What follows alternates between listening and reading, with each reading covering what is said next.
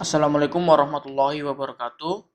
Perkenalkan, saya Reza Aknavangga Dendrianto, peserta Latsar CPNS BMKG Angkatan 20 Kelompok 4, akan mempresentasikan tugas learning journal tentang akuntabilitas.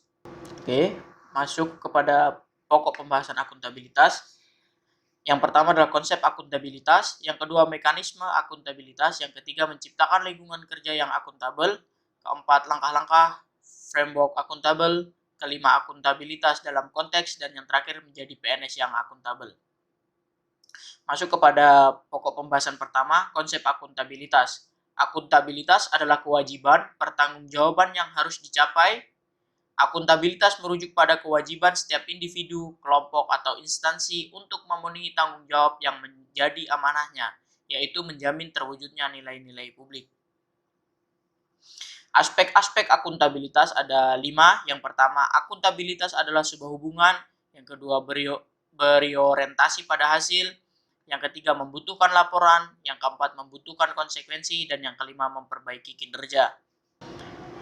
Selanjutnya, pokok bahasan kedua, mekanisme akuntabilitas. Mekanisme akuntabilitas dapat diartikan secara berbeda-beda dari setiap anggota organisasi hingga membentuk perilaku yang berbeda-beda pula, karena setiap organisasi memiliki mekanisme akuntabilitas tersendiri.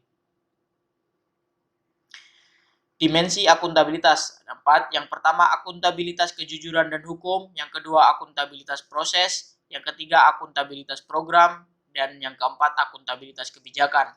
Selanjutnya, alat-alat akuntabilitas yaitu perencanaan strategis atau strategic plans. Yang kedua, kontrak kinerja. Dan yang ketiga adalah laporan kinerja.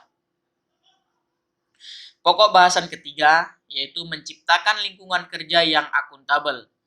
Terdapat 9 nilai-nilai untuk menciptakan lingkungan kerja yang akuntabel. Yang pertama adalah kepemimpinan, yang kedua integritas, yang ketiga keadilan, yang keempat keseimbangan, yang kelima konsistensi, yang keenam transparansi, yang ketujuh tanggung jawab, yang kedelapan kepercayaan, dan yang kesembilan kejelasan. Untuk menciptakan lingkungan kerja yang akuntabel dibutuhkan 9 nilai-nilai ini dan harus ada 9-9-nya.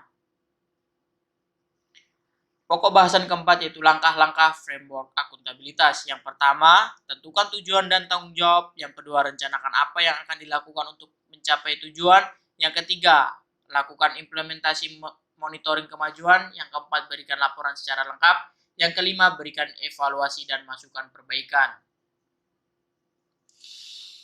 Pokok bahasan kelima yaitu akuntabilitas dalam konteks. Perwujudan transparansi tata kelola keterbukaan informasi publik dengan terbitnya payung regulasi yakni Undang-Undang Nomor 14 Tahun 2008 tentang keterbukaan informasi publik.